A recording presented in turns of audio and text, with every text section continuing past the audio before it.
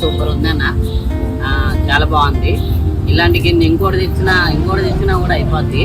ఇంట్లో అమ్మ చేసినట్టు ఉంది. చాలా బాగుంది.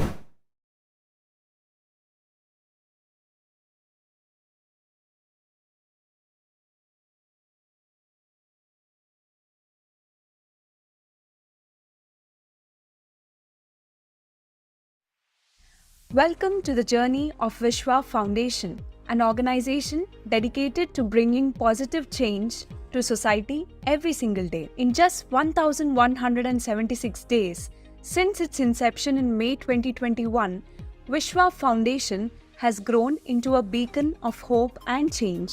Vishwa Talks is an online platform inspiring people to participate in social change by hosting experts who share insights on diverse topics every Saturday. Namaste. Vishwa is an organization which works towards building the grassroots levels of India. The first step we take towards that is to build an awareness. We work in different causes, from education, health, art and culture to 12 other causes. On every Saturday at 11 a.m., we have a talk on these various topics. For example, when it comes to health, India has a rich source of Ayurvedic treatments, alternative medicines like Ayurveda, homeopathy, Siddha, naturopathy. At a time when India is leading in diabetes, heart attacks, cancer, we have preventive medication which can be used. So a lot of talks have come out where people can use household items to prevent some of these or to control some of them. Our grandmothers were a rich source of information. Our parents knew a little lesser than that. And we know a lot lesser than that. And perhaps our children may never get that heritage. Here at Vishwa, we have people who tell us how to use the household items like curry leaves or neem or lemongrass, for what ailments, etc. Similarly, we have talks on art and culture. We would like to have our Indians to be united, be one, be proud of their culture, their heritage. We have a lot of talks where people from various walks of life have come forward and spoken about various buildings, various dance forms, etc. These are two examples I have given. We cover 12 causes like this in our Vishwa Talks. As a first step, we want to bring in awareness among the coming generation. Our audience is across the country and sometimes abroad too. We have a rich interactive session after the talk is given by the expert. It's for any person who watches these talks to decide what they want to believe in, what they don't want to believe in, and if they have any clarifications, they're free to ask questions. After this, we want to build the skills of the people of India. Today, India is on the cusp of moving into one of the top countries of the world. But unfortunately, the skills of our people do not match our aspirations. Here at Vishwa, we started out in a small way. We started with computer training. Fortunately for us, Rotary and some people have donated computers to us. We teach 10th class students, inter students and degree students so that when they go for jobs, they don't get rejected. We teach the basics like Excel, Doc, ChatGPT, how to market. The basics we teach, because most of them cannot afford computers and they have no access to them. And similarly, we have something called celebrations. Celebrations is celebrating your loved ones on their anniversaries, on their birthdays, on their death anniversaries. You could contribute to any of the causes that Vishwa showcases on its platform vishwa.org. You could, Annadanam for instance. There are a lot of people across the country who, when they go to hospitals, they come up from far off regions and they little money they have, they keep it aside for the treatment of the patient. They sleep on platforms, they hardly eat anything. And we give them food every afternoon on Fridays and it makes a lot of difference. There are similar such fundraisers. Please feel free to celebrate your loved ones with any of these causes. Vishwa's commitment towards zero waste and the long way to go in achieving the goal begins with our material donation drive. Conducted twice a year during Diwali and Ugadi in Hyderabad, this drive collects clothes, books, toys, and other used or semi used items for the underprivileged. Contributions from over 615 plus families have benefited around 2,800 individuals, providing essential items and support, bringing hope and dignity to them. Through these efforts, we transform the waste of some into the treasure of others, promoting sustainability and community welfare.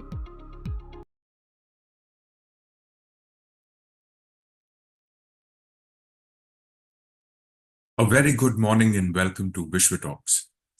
My name is Trishant and I thank you all for attending today's event on Zoom and to those watching on YouTube Live. For those of you who have attended a Vishwa Talk before, a warm welcome back. And for our new joinees, here's a little bit about us. Vishwa Talks is here to create awareness amongst people and to protect our social heritage and to let people make their own decisions. Here we invite experts to discuss and explore diverse opinions, different perspectives, various issues, problems, and their solutions on various fields, including art and culture, healthcare, environment, education, and many more. So far, we have covered over 150 talks. Each webinar is an interactive session with a deeper understanding of the topic at hand. If you miss any part of the session or would like to go through the previous sessions, please visit our YouTube channel or our website, vishwa.org, for a full library of past Vishwa Talks on various interesting topics. It gives me immense pleasure to welcome you all to today's webinar and to introduce our esteemed speaker, Ms. Sadia Hurzuk. Ms. Sadia Hurzuk is a highly respected psychologist and currently serves as the program manager and psychologist at the ARDSI Hyderabad Deccan chapter.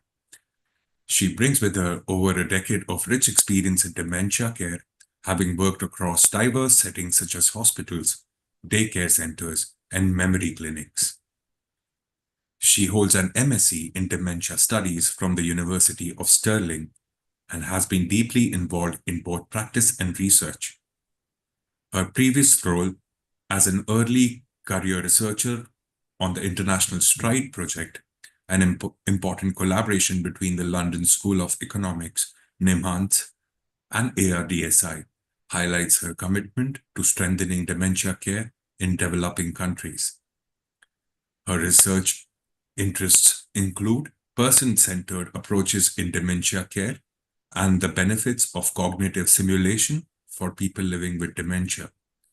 She's a passionate advocate for dementia awareness across India, and her recent contribution to the book Dementia Care, a chapter on rehabilitation in dementia care, published by Springer, demonstrate her thought leadership in the field.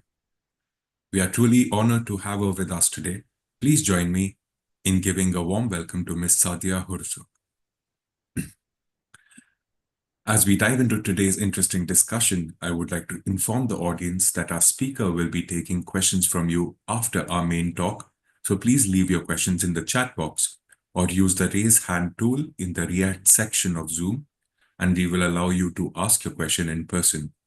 I request everyone to turn on your webcam for the interactive part of the webinar. Kindly keep your questions concise and limit the interaction to questions. You can put your opinions, perspectives in the chat box itself. Now, without further ado, let's welcome Ms. Sadia Hurzuk as she shares her inspiring journey and valuable insights into nurturing well-being in daily life and caregiving. Hello, ma'am. Thank you so much, Trishant, and thank you so much, Vishwa Talk, for this opportunity. Really honored to be back with this platform and with this audience. So, without taking much time, we will start with our session. As Trishant already said, that we will have an interactive session. After the session, we can have some questions. I'm happy to address them. So, I'll just quickly share my screen.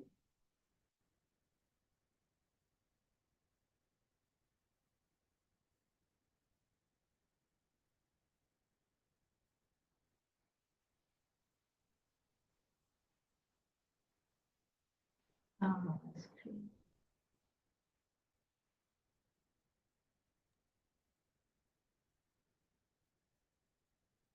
Just let me know if you can see the slide. Yes, we can. Yes. So, and the slides are moving? Yeah. Perfect. Thank you so much.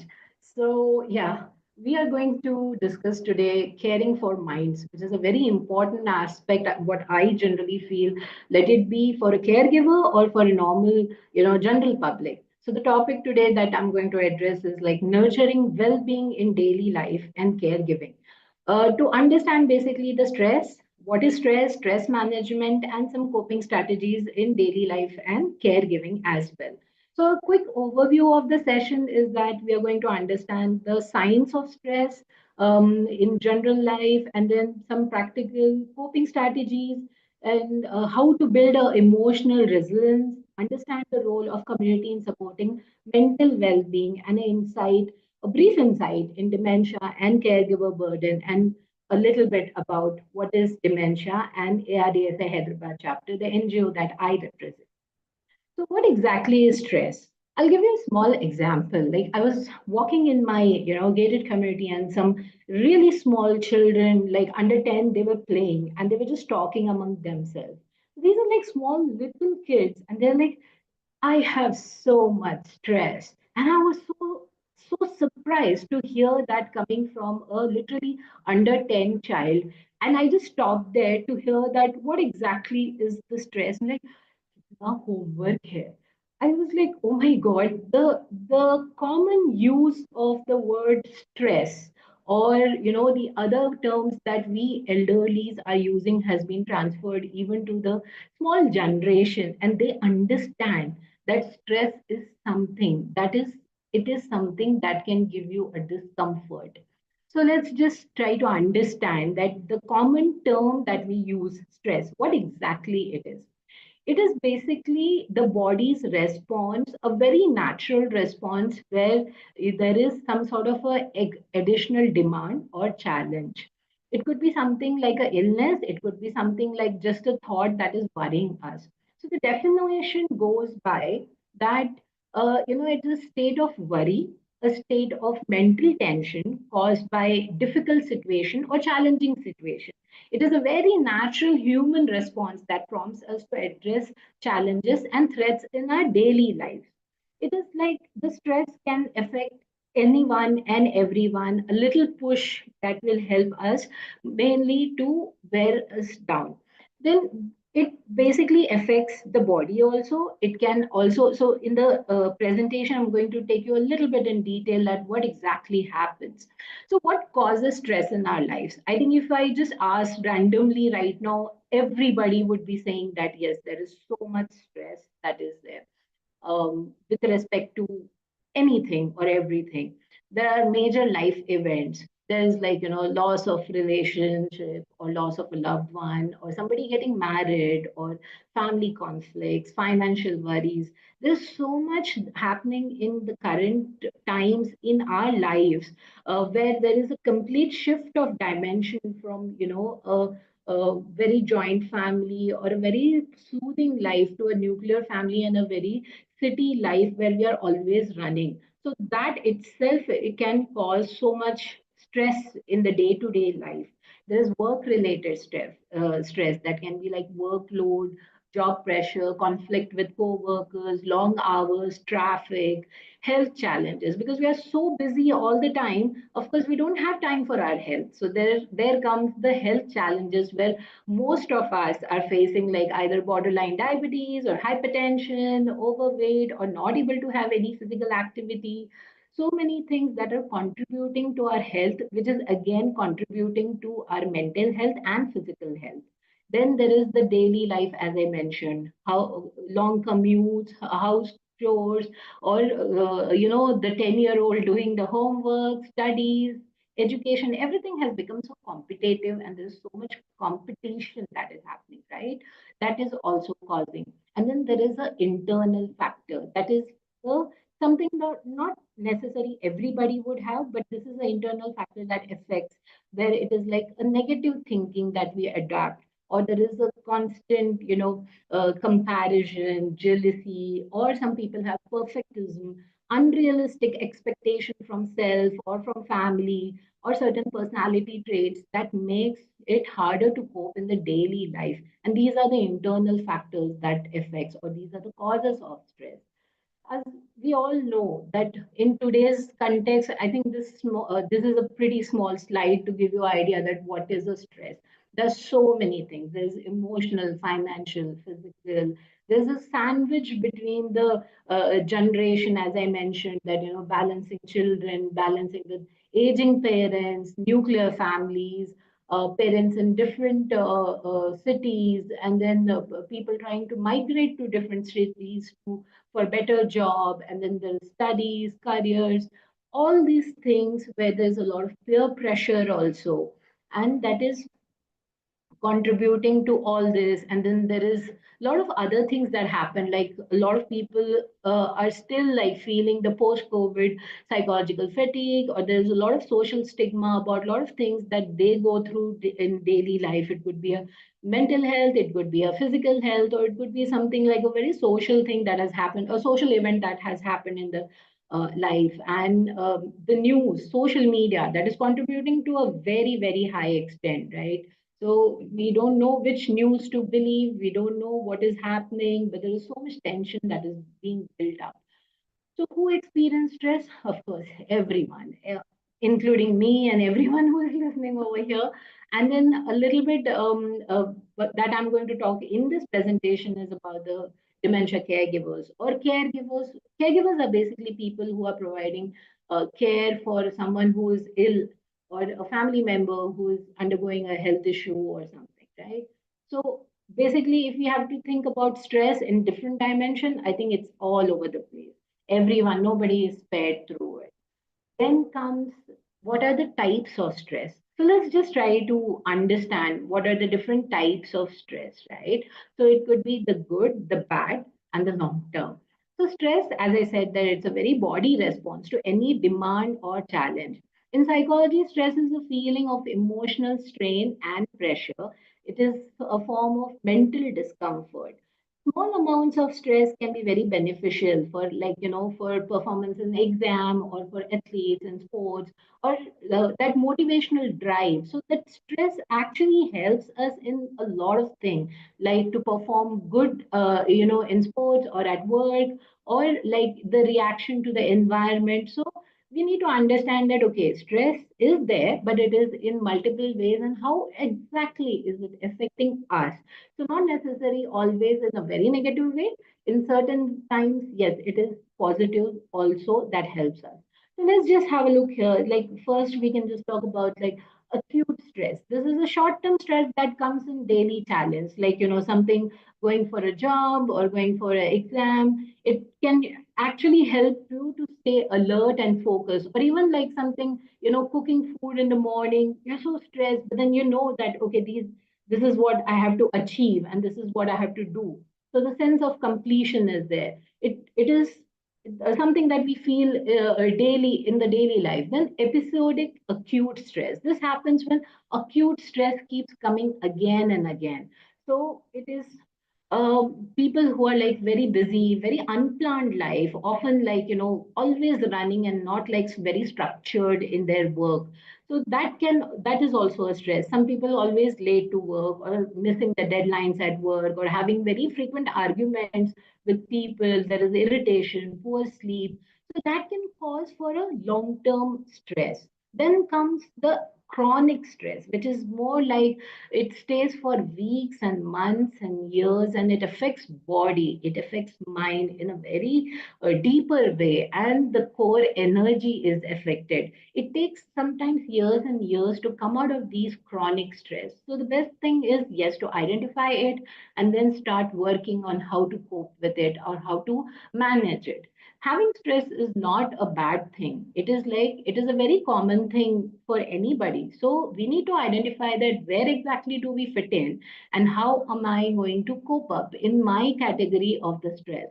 So long-term stress can be like, say a caregiver looking after a loved one with dementia for many years, or somebody having health issue for years and the family taking care. So they will be going through some sort of a stress over the years and years, and then taking not able to take care of themselves. For example, chronic stress can also be like people who have gone through some sort of a trauma or have had bad experiences and not able to come out of it. Then there is distress, negative stress. This is a harmful stress that makes you overwhelmed and helpless. Something like losing a job, relationship problems, or very long term illnesses or long term psychological issues that can affect the mental peace, health, and happiness in day to day life. Then there is the best one, the eustress, where it's like, where it is a good type of stress that pushes you to do things better. It helps you to feel excited, motivated, helps you to grow in what you are doing. So for example, like preparing for a big celebration, you're stressed about the whole thing, but at the end of it, you know that you're going to be so happy. Or something like a athletic thing or a sports or a hobby, start or something, starting a new thing, moving to a new place. So these are certain things, certain stresses, how they affect us. Further, if we have to understand the type of stresses, right? So they are generally physical stress, emotional stress, and mental or cognitive. So physically, how stress affects us, it can make us feel fatigue or low energy level, feeling constantly tired, headache, migraine, some people having sleep issues or muscle tensions, a lot of neck pain, shoulder pain, or physically not feeling fit or healthy or motivated to do things. There are a lot of pains happening, and then there is, always always on the mind that I'm ill, and there is like a stress that my immunity is weak or I'm not able to perform well. Probably like, always thinking that I am sick. Then some more of these physical signs are like chest pain. Some people feel really, very heavy in the chest, or having breathlessness or feeling dizzy, shaking, and then having in high blood pressure, hypertension is one thing. That's how like these things, stress can also contribute to hypertension, to diabetes, and so many other issues. So if not taken care at this stage, it will definitely, contribute to a clinical manifestation. In case if you feel that, okay, this is where you fall in the category, or you're really feeling all these, reach out for help, reach out to a medical professional, maybe a psychologist, maybe a doctor, or someone, a professional who can help you how to cope up with stress. I'm definitely going to show you some of the coping mechanism and strategies. Do try them. If they don't work, you definitely need to reach out to the professional, or at the same time, parallelly, you can try both the things. Emotional stress is something where it is a very subjective perception that emotionally, like, say, emotional stress is not just about the external event, but also how it is perceived and interpreted by the individual. The way we think that, okay, how somebody is talking about is, it could be just our perception, or it could be how we are perceiving others or the environment. A lot of internalizing things or negativity. And then there is psychological and physical impact. So there can be feelings that can lead to anxiety, sadness, depression to some extent, irritability, not able to concentrate on certain tasks, work, home, or studies, along with the physical symptoms like headache, muscle tension, and sleep disturbance.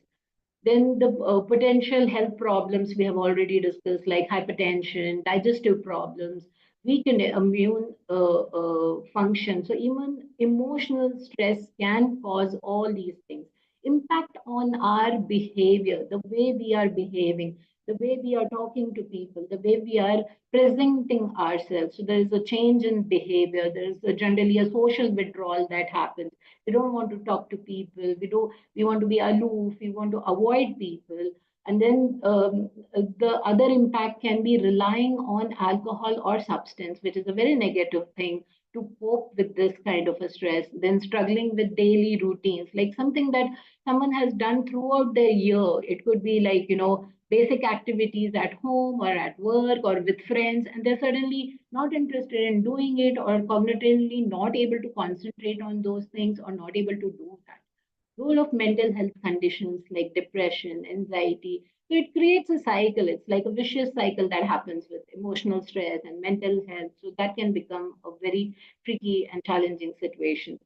So there is mental and social and traumatic stress. So mental and which is cognitive stress, is like very overwhelming thoughts where we are not able to take proper decisions, or mentally overloaded, thinking of the one thing over and over for days and weeks, and then not able to overcome of that particular thought that we have. So it can be an exam pressure. It could be something like maybe a talk, something that somebody has, a friend has told, or the friend did something, or anybody, or not able to do like multitasking, problem solving under deadlines. So it will affect the cognitive, which is mental stress. Then social stress, right? People feel very stressed caused by interaction with, so in a social atmosphere nowadays. As I said, that there's so much competition happening and there's so much peer pressure. So people feel like, stressed just to step out or just to meet. So it is not like everybody is going to feel everything that I'm talking about over here. Yes, some of the points will be applicable for me. Some of the points may not be. Something will be applicable for someone else. Then there is traumatic stress. That is something like we really need to, these are the things that we don't think about, we don't talk about, and there is a lot of stigma associated with it.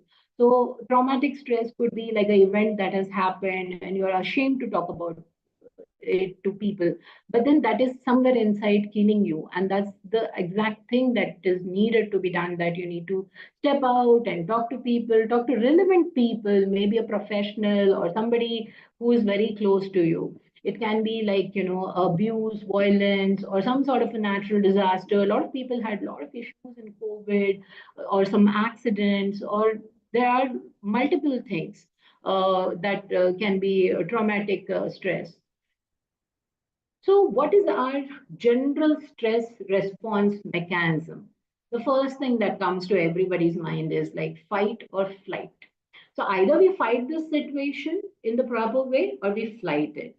So, these are the four F in stress and trauma response. So, either we fight, we verbally or physically, talk back, or we get aggressive, or flight. We just get aloof, we remove ourselves from, physically, mentally, from a social atmosphere, and just it is like becoming very aloof as a response to the particular stress that we have.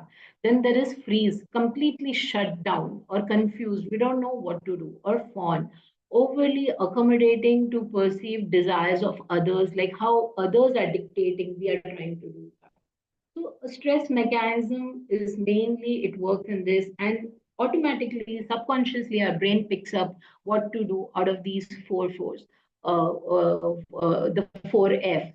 And then there is, because of the very high stress, our body also reacts. So there can be hormonal reactions, there can be long-term impact like cardiovascular issues and weak immunity. Then there is the psychological stress response. So we have some stress going on maybe for a week, for a month, or more than that, and how the psychological response by default the body is perceiving. One is the perception. We interpret a situation as a threat or overwhelming. I can't handle this. I can't do this.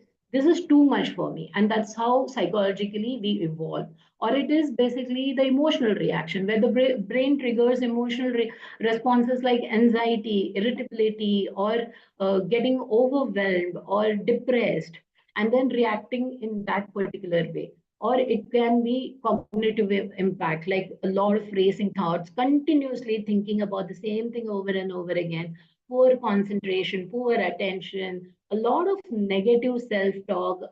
It affects the self-esteem. When not able to trust in self, not able to, be confident about what we are doing, decision making difficulties.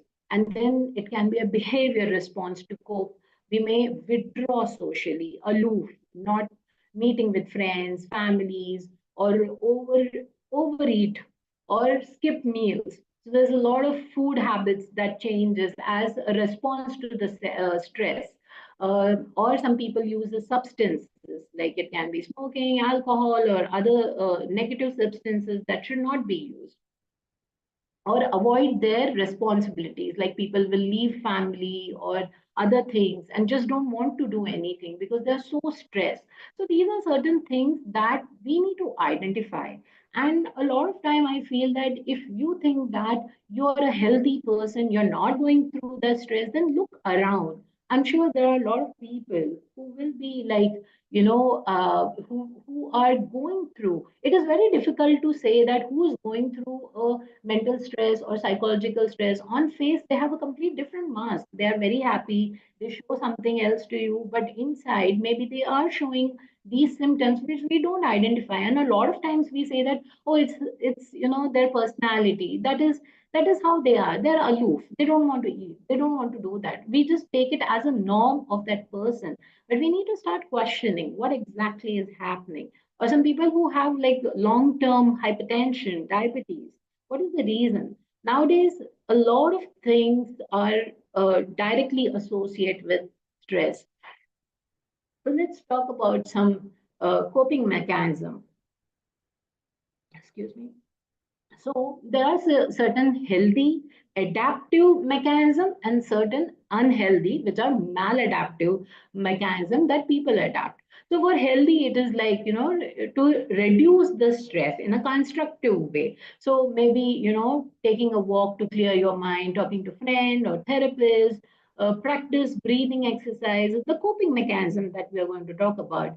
The unhealthy practices, a lot of time, if the stress is not identified, say within the family, especially for children or even for elders, right, they might adapt this because there's nobody who's giving them that kind of attention which they actually want.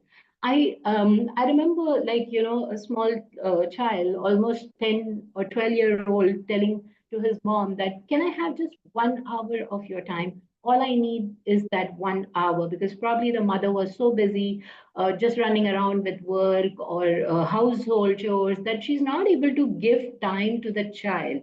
And there is nothing, they both have individual life, but sometimes we take it as a norm that, oh, they are doing, they're managing things on, they're grown up, they're able to do everything. This is our perception that the other person is doing well. Sometimes there are a lot of these cues that we are missing on, and it is not very easy also to pick up these cues. But then if you actually start thinking about it, now that you understand what is stress and what are the symptoms, start picking it up, that what exactly is happening with maybe the child, the husband, wife, spouse, or parents. And then you will see that, okay, these are, if you start observing, there are a lot of issues that people are going through. So the unhealthy maladaptive practices are something like binge eating, where people are overeating, snacking, or skipping meals. And then there is excessive screen time with video games, reels, and this TV.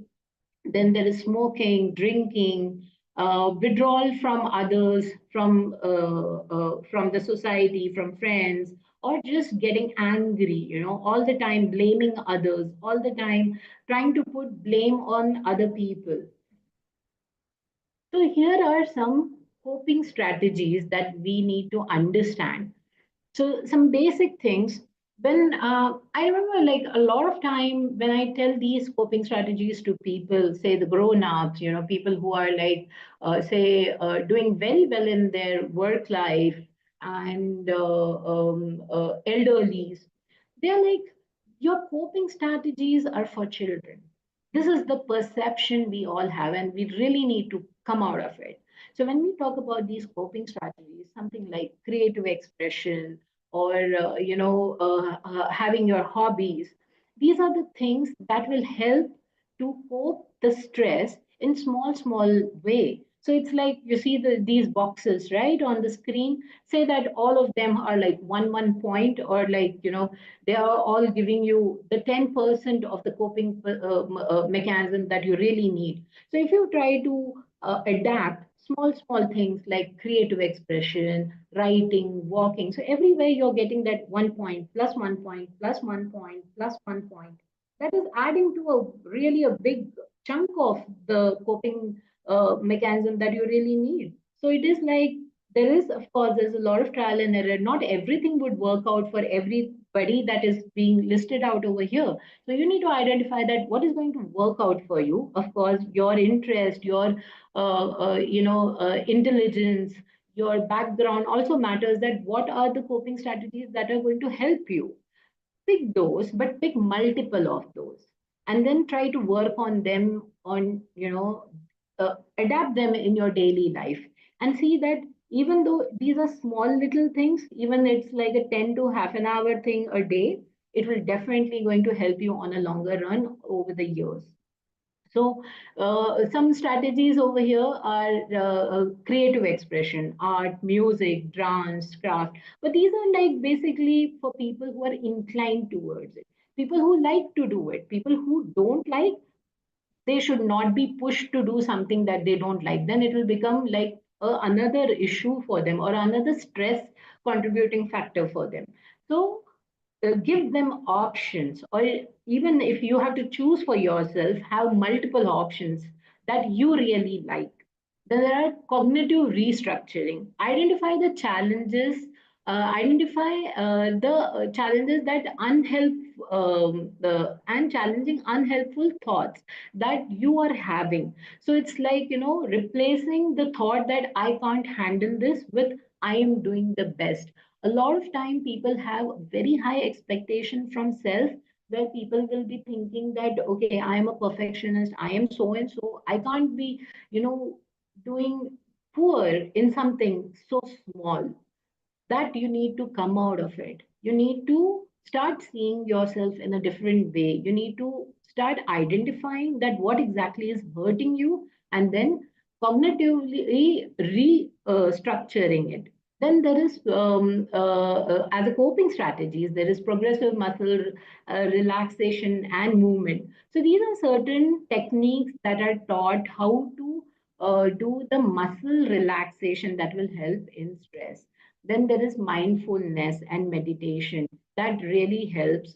But again, it is for the people who are inclined towards it. Journaling, writing your thoughts, your feelings, your gratitude list every day.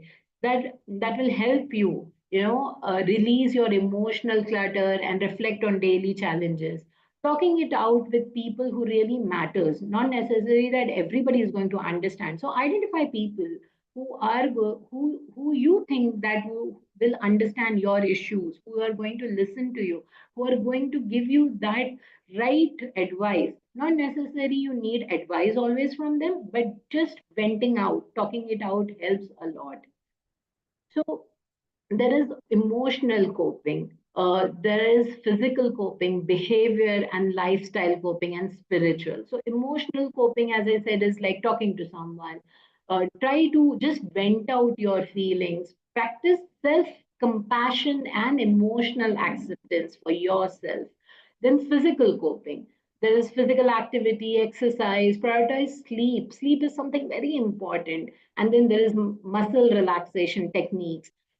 Behavior and lifestyle coping, managing your time well, reducing caffeine and alcohol and substance use, then taking breaks, take small breaks every day over the weekend, enjoy leisure activities, enjoy just the self time. And then spiritual coping. A lot of people are very, they get the calm and the through the spiritual coping, they can engage in a lot of connection with the spirituality or just self, and a lot of time helping others. That helps as your own self stress mechanism. when you help others, when you try to be, say, volunteer somewhere, it will make you feel so good. It is a very natural healing process. So these are some ways how the coping mechanism will help. One thing I would actually I want you to think about is like go back to your hobbies. That word hobbies have somewhere vanished in our life, and no, nowadays nobody uses that word hobbies also. So um, get back to those things that you used to enjoy, that will give you that emotional, physical, as well as that spiritual insight in yourself, and that de-stressing calming effect. uh, yeah. Then emotional resilience in stress and coping. One is the self-awareness. We need to understand and how to manage our own emotional and reaction stressors. Positive outlook and optimism. A lot of people are constantly negatively thinking. They lose hope. So get back to that positive outlook. See, these are not like very easy. People who are actually going through a lot of stress, it's not that they just hear and they just start practicing. It takes time, but then it really works. And you have to have that kind of a discipline, that kind of dedication to fix yourself. It really helps. So you can develop that positive outlook, optimism, healthy coping strategies, social support, adaptability, flexibility, mindfulness, self efficacy, and that confidence, growth of mindset. And just try to have small goals. Try to take one thing at a time. Try to live that one moment at a time, right? Coming to stress in family caregivers or in dementia caregivers. Generally, families are overloaded due to a lot of the caregiving demands. It can be financial, it can be emotional or physical, where they have to constantly provide care. So I'm mainly highlighting on a dementia family caregiver because of course I work in the field of dementia, and there are so many people who are going through a lot of the caregiver stress. Now, mainly in our community, we provide care at home for the elderly with dementia, for the parents, for people who are not well. So generally at home, we are doing it. Is not that in an institute, very few institutes are available. So that will cause a overwhelming or a overburden to the family, or maybe that one particular person who is the caregiver. So understand that somebody is going through that caregiver burnout. There are a lot of warning signs. You will see that frustration, guilt, hopelessness in those people. For example, the children taking care of elderly parents, importance of identifying that early burnout is very necessary. Dementia and caregiving is something, it's like over the years and years they have to go through this journey, and that is how the stress also builds up. Dementia is a progressive loss of memory and cognitive function. There are different types like Alzheimer's, vascular, frontotemporal, and caregivers need a continuous support, and that kind of attention they need to provide to the person living with dementia. So it actually takes a lot of emotional toll on the dementia care. We are not talking about the patient over here. We are talking about the person who is taking care of the patient. So it is like, the caregiver, the family person has to 24 hours supervise the person with dementia, continuously understand what are their symptoms and learn how to manage them at home. So, a quick one, like what is dementia? It is mainly memory loss and other cognitive issues like thinking, problem solving, judgment. So, a loss of judgment. And then it covers a range of physical diseases affecting brain like Alzheimer's, FTD. It is very progressive in nature and eventually terminal. It has the different types of dementia will have different span of the disease. So some people will be taking care for 5 years, 10 years. We know somebody who was there for 15 years. So imagine the caregiver's burden and the stress that they went through emotionally, physically, and financially.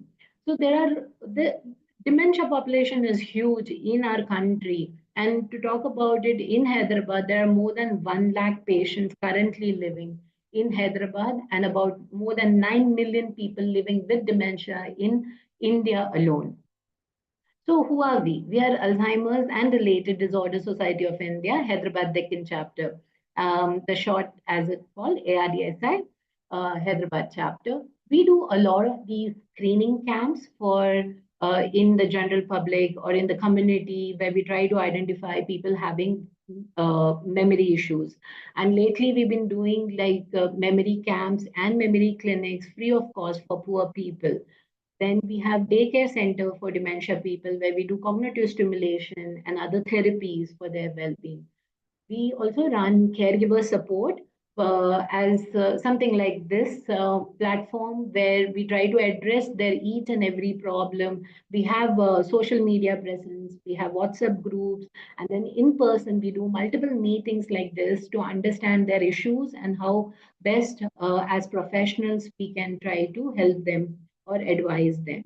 We also have services like home visits for dementia people, where we help them to understand the environment modification or what would be the best way of providing care at home. We are in a lot of advocacy for dementia, and then we do a lot of awareness drives, especially in the month of September, which is the World Alzheimer's Month, which is celebrated globally. So we try to reach out to multiple platforms, places like schools, colleges, hospitals, IT sector, to do the public awareness on what is dementia, and if needed, training for caregivers. And lately, we've been doing a lot of screening camps in gated communities and in, as I mentioned, in the underprivileged areas. So these are some numbers that we have achieved in the last few years. Some warning signs I quickly want to take you through, that how to identify dementia. So dementia is mainly, earlier we used to say it is for people who are 60 years and above, but then lately we've been seeing people who are younger also. And there is, so earlier, so now we are considering 55-year and above, even when we are doing the memory screening camps or memory screening assessments. So the warning signs, of course, the first one we can say is that memory loss, and it affects the day-to-day ability or the performance of familiar tasks, like someone who used to make tea all throughout their life, but suddenly not able to do it, or someone who used to go to the nearest grocery and not able to do the same thing. Language problems, speech problem, disorientation with respect to time, place, not able to say what time it is, not able to identify the time looking at the clock, or is it morning or is it evening, impaired judgment, not able to identify that is there salt in the food, or is it like how hot the tea is. Then abstract thinking, not able to understand the concepts, misplacing things. There's a lot of repetition, mood changes, behavior changes, personality changes, loss of initiatives. And some people having like some of the symptoms could be visual spatial, where they're not able to follow the directions well. So this is something that I really wanted to talk about after talking about stress. If we actually see that when we talk about dementia prevention, stress is a factor that kinds of contributes to it. If someone is having stress or chronic stress for years and years and not being able to take care of it, they'll have poor hypertension, or can have physical issues that we already spoke about, right? So, if we have to prevent dementia, we need to decrease stress, which will, of course, take care to some extent hypertension, obesity, smoking, depression, diabetes, alcohol consumption, right? So stress somewhere contributes to a lot of physical things, not only for dementia, but for a lot other health issues, and in longer term, right? So when we talk about preventive dementia measures, 40% of the dementia cases can be prevented if we decrease all these things, right? Like hypertension, the obesity, and all the stress related issues. If you actually think, yes, these are stress related, and increase education, physical activity, good, adapt healthy lifestyle, basically. So if you go anywhere to any doctor or to any health professional, they will say exercise regularly on daily basis, adopt healthy diet, take time to unwind, mindfulness, de-stress yourself, get sufficient sleep. So you see, this is a vicious circle where stress is contributing, or stress is actually one of the factor that is leading to so many things. I'm just mentioning dementia over here. I'm sure there are so many that are contributing to other health issues. um, these are exactly the risk factors that somewhere stress contributes to, right? So thank you so much for listening through, and if you have any questions, I'm happy to take it from here. Thank you so much, Ma. That was a really nice PPT, super informative. Thank you. We've already started Shall getting I some. stop my screen? For a moment, yes, ma'am, please. Go ahead. And, yeah, you can stop sharing the screen, not a problem.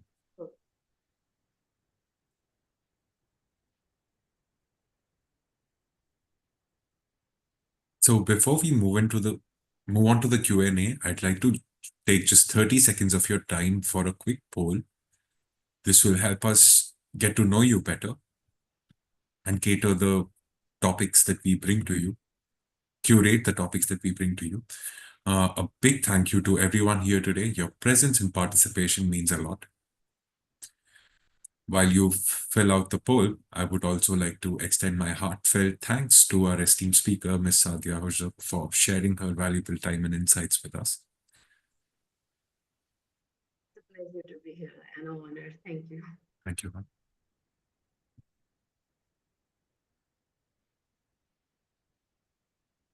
Okay, while people are writing down their questions in the chat box and answering the polls, I'd like to unmute Mr. Shmuel.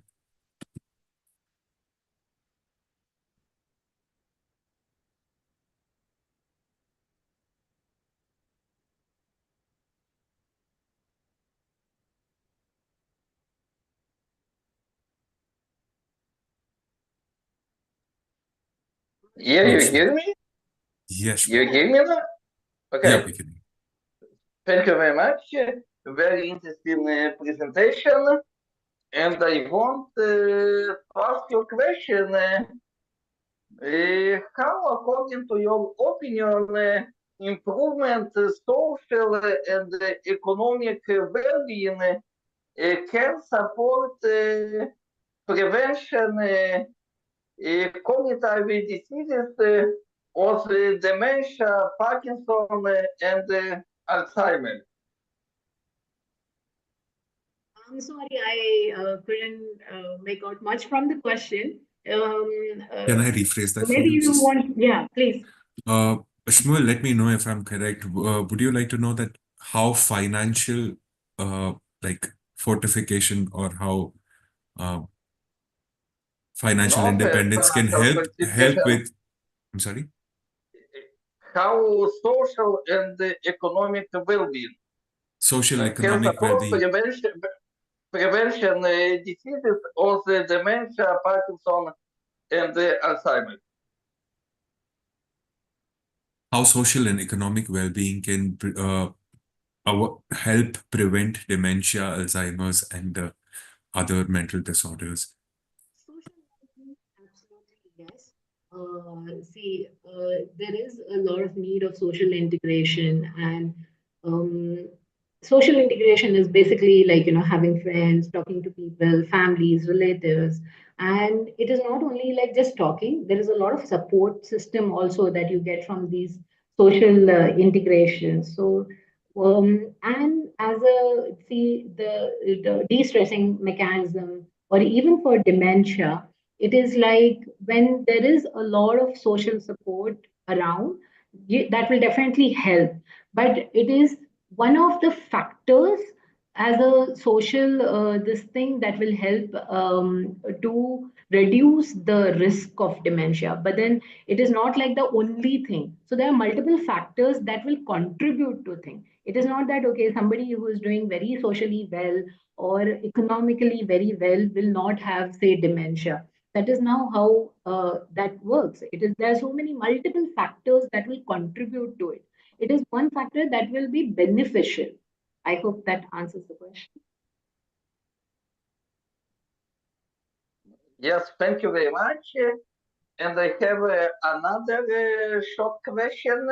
Yes. I want, yes, I want to ask you what government and authorities of India do in practice for improvement social and economic well-being in daily life.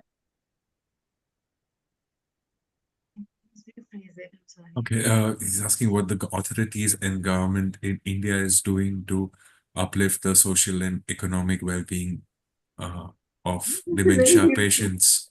Oh, for dementia. Okay, so there are, yeah, we don't have like a dementia policy yet, but there are a lot of other policies that kind of supports the elderly. So some elderlies, and this is not like a national thing. So it is something like state-wise. Say Kerala has a state policy for dementia, where Karnataka is developing brain health initiative where dementia is taken care of. So it is not like economically they are being uplifted or something, but they are definitely getting a lot of services through the government. So national level, there, even though we don't have a policy on state level, multiple states are working. So say in our state, I know that a lot of elderlies get some pension. So that pension, so for the poor, underprivileged people, that pension definitely helps them to maintain for, it definitely contributes to some extent. So there are different policies and schemes that helps, but not exactly under dementia we have. So we have for mental health, and then we have for degenerative diseases. But then not as I said that, yeah, we still have to develop like dementia policy on national level. Thank you very much. You're welcome. Thank you, Shweta. Moving on to the next question. It's Yes. from Miss Madhurita. Very lucid talk. Do you know any NGO working in Chennai for dementia patients? Yes, there are quite few. In fact, there is one ARDSI Chennai chapter. I think that is run from the medical college, uh, Ramakrishna College is Okay. there. So I can definitely, if you just, or you can just search for ARDSI Chennai chapter, you will get information on the portal. Oh, And yes, Madras Memory Clinic. I yes, assume. Yeah, yes. So that is one option. And then there is SCARF, which is SCARF is a NGO. They work for dementia. It started for schizophrenia, but then I think now they are full-fledged into dementia care as well. So you can reach out to, I think, Scarf, you said, right? SCARF. Just a NGO. moment. I just Yes. probably, I hope I have the right link. SCARF dementia, if you put, I yeah, think this is the link for yes, that. yes, probably looks like that. Scarfindia.org. Yeah, that is also one option for you. So yes, there are a lot of organizations in multiple cities working for dementia. Yeah. Moving on to the next question from Rohinina. Can you please elaborate on self-compassion and emotional acceptance? Yeah, that's a pretty big question, actually, but I'll try to answer in a brief way. So, self compassion is like we have very high expectations from ourselves, the way we grew up. Say, for example, somebody who was like a very high achieving person, maybe in school, like, the toppers, and suddenly when they come in the real life, they're not able to achieve as they used to, like, say, the 100% or the 90%, and suddenly they are into a fix that what is wrong with me, my peers are doing much better than me. So there you need to like start understanding that, okay, no two individuals are same, no two environments are same or situations are same, and start understanding that as a self I'm the best, but then at the same time I have my limitations. And let us not call them limitations. That is my personality trait, that is my own traits, or the way I look at life. So that we need to start accepting emotionally that okay, this is what I am. Maybe some people get very motivated to get up in the morning, but I'm not that kind of. So let it be. That's not a problem.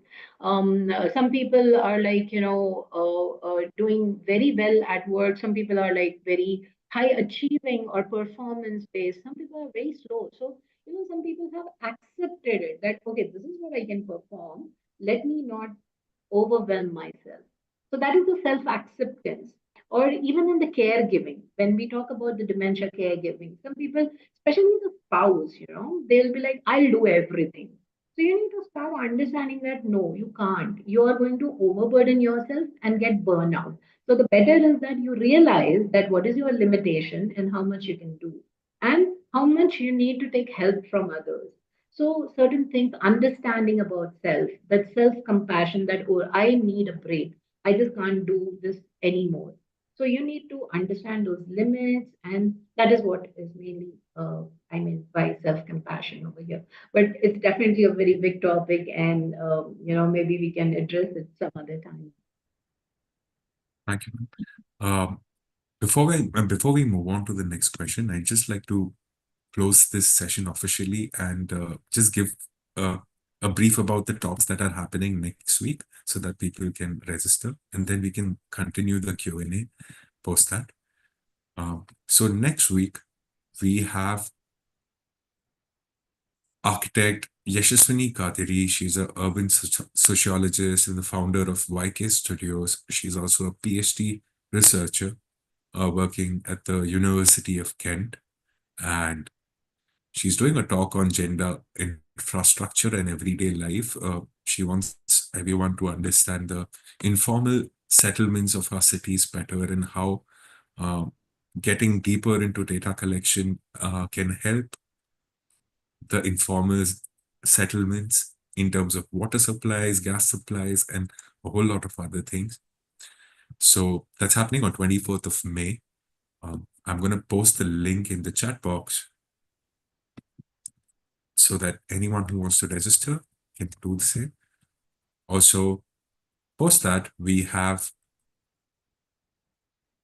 GN Padmaja, who's going to be talking on 31st of May. It's on why forest and wildlife matter more than ever.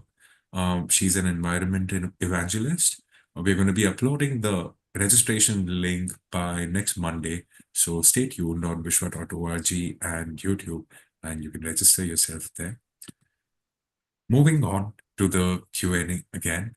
I have a question from my side. Initially, in the initial part of the webinar, you mentioned about competitions and how it triggers a lot of things. And I think each and every kid, even in today's time, even 20, 30 years back, was subject to being super competitive in their uh, academic, sports, and each and every aspect. And then it sort of takes a very negative turn many a times, and sometimes it has its own perks. Could you please tell me more what do you think about competition and how it affects? Which I had like foolproof 100% right answer for it. But yeah, it's a very mixed thing. Yeah. Competition is very healthy, yes. But how you perceive it, that is what how you need to understand. Like there is a lot of time you will lose the competition. Maybe the other person really worked hard, or the other person had a better luck than you. So at times you need to start accepting that how okay, someone else won, maybe I did not, or I won the other person. So that humbleness, a lot of time we get when we are competitive or something, we then develop that ego. So ego, everything, psychological, any aspect is positive and negative. So how we pursue things also matters. Like, uh, the ego can be something like, oh, they lost. I did better, they know nothing. That perception is definitely going to hurt on a longer run, because we need to start understanding that everybody is equal in a way where it is like, I'm not nothing greater than the other person, but yet I have my own plus and negatives. So it is not like I am lesser than anyone. The self confidence and the self esteem, that matters here. So if your self is your, if it's full, you're content, you're satisfied, you're not going to have issues. Let anybody win, I know what I can do. But if the self esteem is somewhere affected, or it is like, the self is somewhere not so content with the whole situation, of course, you're going to crib about it. Oh, they cheated, they did this, I couldn't, next time I'm. So see, everything is like how you perceive it. Maybe that thought that next time I'll do better than you, that is a good competition. Yes, that will keep me motivated. That will keep the other person also motivated. But how healthy it is. So somewhere we need to define our values, ethics, to understand that what is healthy and what is unhealthy. Uh, Competition is definitely good, but then how it has been perceived. A lot of time I see that children, the parents also somewhere contribute that, oh, you didn't, that comparison happens. You were not able to do it. That kid did better than you. So that makes things, that definitely impacts that, oh, they care more about the other person. The other child is better. So there are, see, there's never going to be 100% answer to anything. There's never going to be 100% coping thing for us, or there is not going to be a foolproof thing. It is like, okay, there is an issue, we solve it, or there is something, that is what it should be. That should be the way out. Like, okay, there is something on my mind that I've been keeping it for years and years. Okay, let me just try to declutter it, or let it go. It takes a lot of time. It can be something small, something that happened when you were literally in the kindergarten, but it had an impact. Why was so much impact? So sometimes people can do it on their own. That is mindfulness, where you can just sit, relax, and try to cognitively think about it, that recreational, that okay, what exactly happened, trying to cope up with the thing. Or if you're not able to, you can talk to your peers, or friends, not peers, I should say, friends or family, who someone very close, who you think can understand you, or who will have some positive discussion in whatever you have to vent out. Or if that doesn't look like a solution, there are so many therapists, there are psychologists. You can go to them and try to, because there are a lot of these small things that contributes to the later life, and we are still carrying that baggage. And it is for everyone. If I'm sure, like, when I talk to these elderlies, they also have those things that happen in their early career, early marriage and stuff. So people are carrying those kind of baggage, and they need to let go of it. So it is like making peace with yourself, making that, having that peace of mind. It doesn't, I'm telling you, it doesn't come that easily that, okay, hi, I start following all these coping mechanism, the strategies. You have to adapt, you have to evolve from inside. So yeah, it's a very it's a very big question that you asked. But I hope it helps to some extent. And then it's like, don't be afraid of a failure. Even for to tackle an issue, it may not happen within a go. You go to the best of the therapist or a professional, maybe they may not understand. So you have to go to the other one. You have to keep trying. That is your resilience to understand that, okay, how badly I want to fix my problem, right? So yeah, I hope. Thank you so much. Um, I'd like to ask another question. So, there's this sort of a collective stress that everybody feels, especially post-COVID, whether it's mainly because of the social media and um, the algorithm always validating us on however we think. So there's this collective stress which is probably created, whether it be related to any wars that are happening around the world, and There's constant trolling of people, there's constant trolling of religions and so many other things. How do you sort of deal with it? How do you cut off, or do you, how do we To be honest, deal with it? yeah, it is not like one answer to it. Yeah. You don't cut off. One thing you don't. You need to know what is happening in the world and you need to be connected with everything. Mm. The only thing is that how strong you are inside. It is like if there is a strong, how well prepared you are. Well prepared doesn't mean always that, okay, there is a backup, and it is the more you invest on yourself. When I talk about yourself, it is your mind, physical, emotional, and yeah, some to some extent your environment, financial, whatever it is. So you need to start making yourself that strong that, okay, if there is an external thing coming, say a storm, there is an environment, there is so much talk about like the panic caused by social media, the current events and everything. It will help if you are strong. If you're not strong, it's going to break you. So every time there is like, just the news that, oh, the outbreak of COVID, or there have been, so people will again get panicked. That means there were certain issues that were not taken care when they should have been taken care. So panic, anxiety, a lot of people have developed after COVID because it was a major event. It was a major global event that happened. And it definitely affected in a very large way in personal capacity and friends and families, co-workers and everything. So we saw that devastation that it affected, right? So there is that causes that panic, but then at least we know that, okay, COVID happened, we came through it. You and me definitely came through. That's why we have survived over here, right? So we have that survival instinct. We know how to survive it. It's just that a lot of time these negative thoughts will definitely come over, make us anxious. So the more you are prepared for anything, for any situation, you will feel at least not that anxious. And then you start making a system around you, maybe a medical system, professional system, friends, family, that system where ki anything happens to me, I can reach out to them.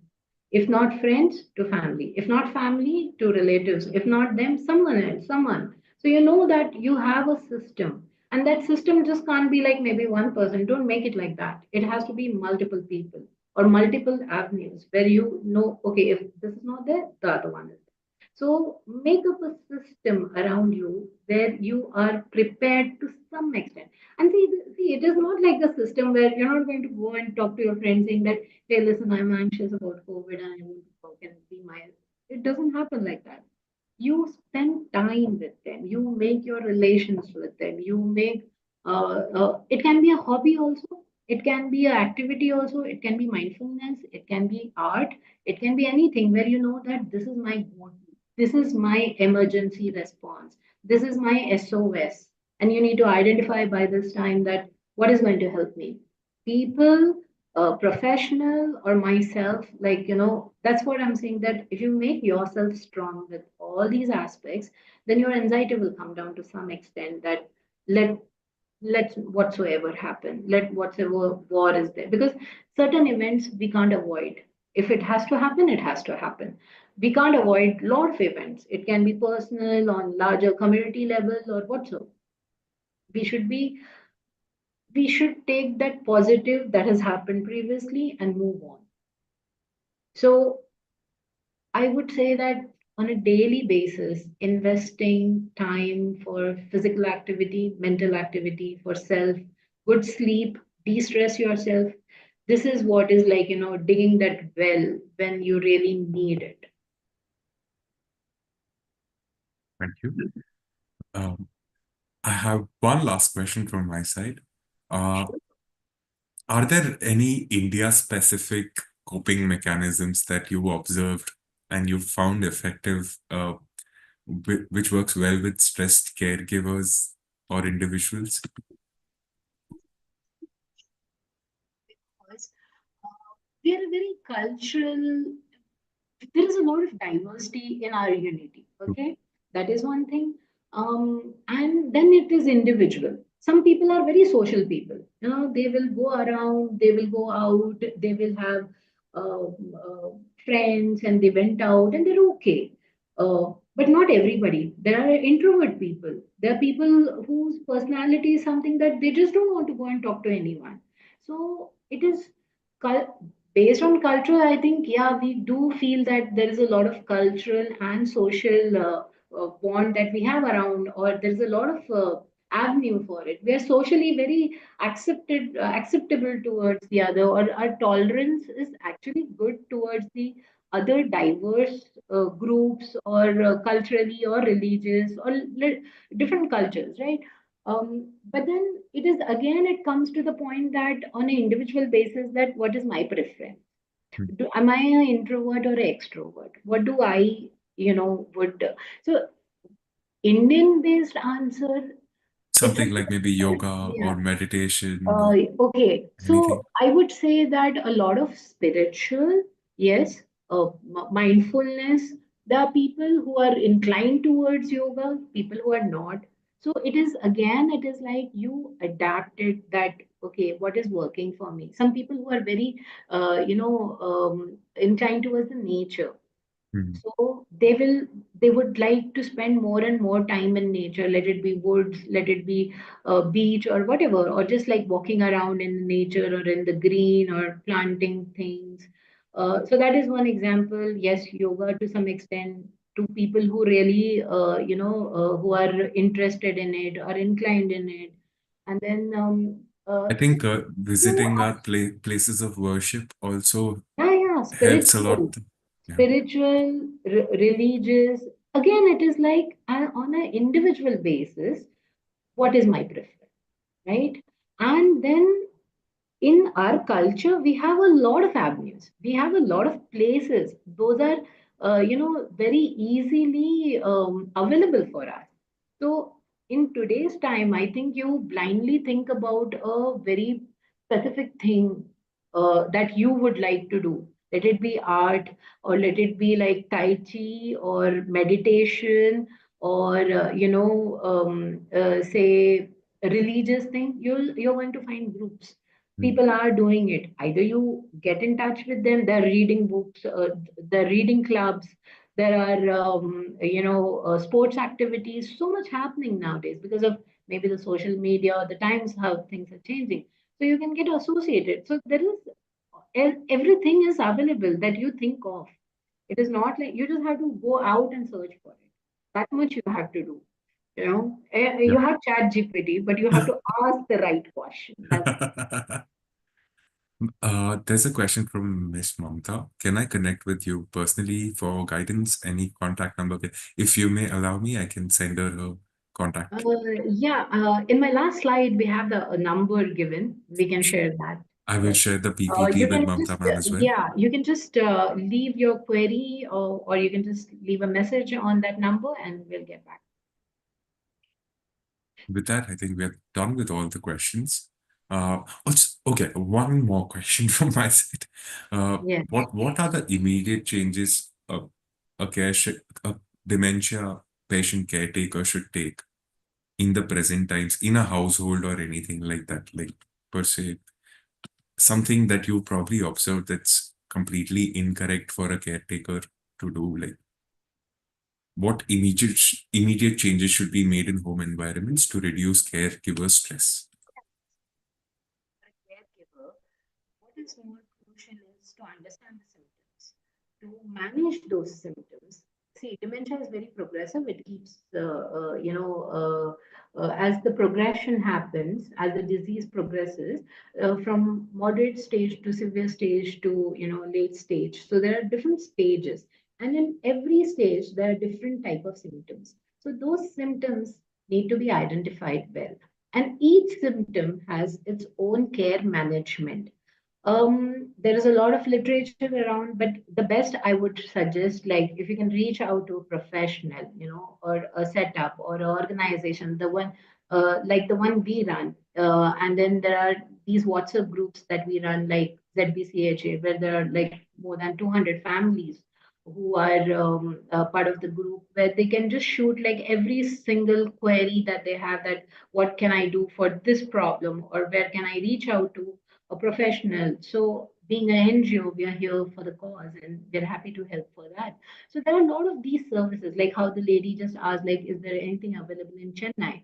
So the same way, throughout India, there are support systems, but we are one of the very active one in this country. We have these support meetings that are happening. So the idea of these support meeting is, of course, like to de-stress, to vent out, but at the same time to keep uh, educating the families about the symptoms and how to plan for the future for the dementia care at home or in residential, how to plan for the progressive nature that is happening and what to expect in those late stages or in severe stages. So we have like daycare where people can just, send the patient here. So they have the respite. And so these services can be used at what time, because after some time the patient can't move, so at that time then what is to be done? And because there are not many residential cares or support system, I would suggest that the more and the sooner they reach out to the professionals, that will be the best, because when it's too late, there's not much that can be done. And then even the family can't decide or take decisions. Like, say, somebody needs palliative care or needs to go to a hospice or is bedridden or in a complete vegetative state. So we will be able to, direct them to the right place or at least suggest them something. Or in moderate stages where, family need to sit down and take decision that what has to be done with the patient in the late stage, like to send them to a residential care, or are they going to have some sort of a palliative care at home. So these are the decisions that we help the family to explore. And care management, home modification, environment modification. If they prefer to keep it in the house, like how well equipped the house should be. It is not that you have to rebuild the house, but then there are some changes for the home modification for dementia care. And as I mentioned in the services, that we also provide home services, home services as in home visits that we do. So we will, visit if possible for by our team. We will go and see that how we can suggest and advise them. So these are certain things. But then it is like for dementia, as the stages varies and progresses, there is always a new need of information or need of different type of care management. So in the very early stage where the person is able to take care of themselves, they may not need like a attender, but as they progresses to moderate and severe stage, they would need a attender with them, a care provider who can stay 24 hours in the house. Or when there are behavioral issues, which we call behavioral and psychological symptoms in dementia, then what has to be done? Do they need to go to a psychiatrist, or how much medicine? So, if they have to go, we will advise them to go to a doctor. But then there are also non-pharma interventions that are like purely that we do at our center, which is cognitive stimulation, therapies and activities, meaningful activities. So after certain stage, like after severe stage, not the same level of activities can be performed with the patient, or not the same level of therapies can be given to the patient. So as the disease progresses from early stage to moderate and then severe and late stage, the care management also changes, the care also, the symptoms changes. So based on that, we keep advising the families that okay, it looks like this and this is what you need to reach out right now. Either and in a very early stage, maybe they would need like a lot of assessments, memory clinic services, or going to a neurologist. So it varies, it is not like one thing. And that also contributes to a lot of burnout for the family, because it is not that, okay, you take one treatment and you're done. It is that constantly going to the doctors and professionals, at the same time the patient becoming so difficult that they can't walk or they don't understand, and they're not able to, they become like a small child, or the brain becomes more like a small child. So taking care of them at various different stages and challenges. So yeah, that. Thank you so much. That was extremely insightful. Uh, And thank you for answering all the questions so patiently. Yeah. With that, I would like to close the talk and I would like to thank you a lot for your time and patience, ma'am. Most welcome, and thank you for this opportunity. Thank you. It was an Likewise. honor to be back with Vishwa Talks, and I hope to, we can do some more interesting sessions like these. To anybody who's missed the session, I'm pasting the YouTube link of the live recording in the chat box. Kindly save it, and you can also visit the Vishwa Talks YouTube page to check out the full recording of the talk itself. Thank you. Thank you, sir. Also, I'm pasting all the details of contact details to ARTSI Hyderabad in the chat box itself. Yeah, You also have thanks the a lot contact. for that. So we have in the chat box, you will see message from Bala. She's one of the former caregiver and one of the Oh, wow. trustee joint secretary over here. And I can see that she's also contributing to what I'm saying. So thank you, Bala, for that. Yes. Thank you so much, Bala. Yeah. Pleased to see you here, and y'all are doing super great stuff at ARTSI. Thank you so much. And ma'am, I'd like to request you, you'll see a breakout room link on your screen shortly. Kindly join into the link and I'll be there with you in just a moment. And Thank to you everyone anybody for who, your participation. thank you. So to all the participants, I've already mentioned the details of the upcoming talks. Rakesh, could you please? Yeah, thank you so much, Rakesh. We're going to be going live on next Saturday at 11 a.m. again with a different topic. So hope to see you all there. If you missed any part of the session, there's a YouTube link in the chat box. If you'd like to reach out to us, our contact details are on vishwa.org webpage. You can also recommend topics to us or write to us about any queries that you have pertaining to this talk, and we will get it answered from the speaker themselves. Thank you.